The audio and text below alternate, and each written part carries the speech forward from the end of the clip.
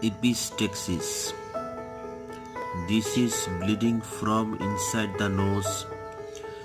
There is a rich blood supply to an area of the anterior nasal septum, Little's area, that is easily traumatized and is a common site for bleeding.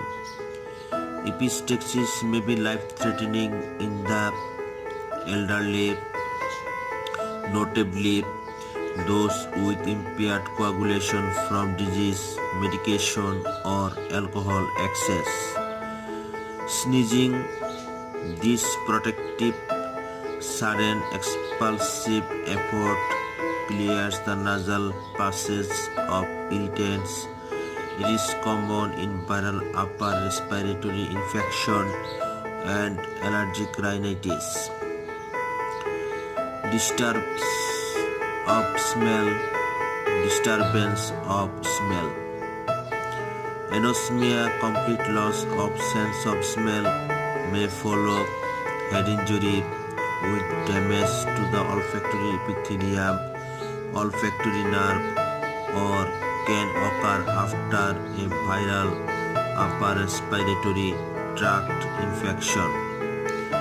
Mechanical obstruction of the nose by nasal polyps or severe mucosal edema and swelling in allergic rhinitis usually cause hyposmia, reduced sense of smell.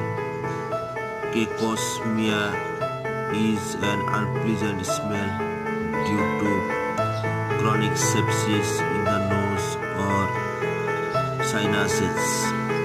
Parosmia is a distorted sense of smell, brief olfactory hallucinations.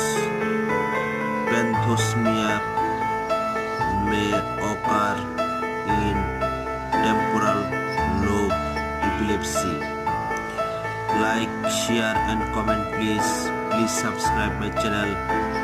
Thanks for watching. Thank you.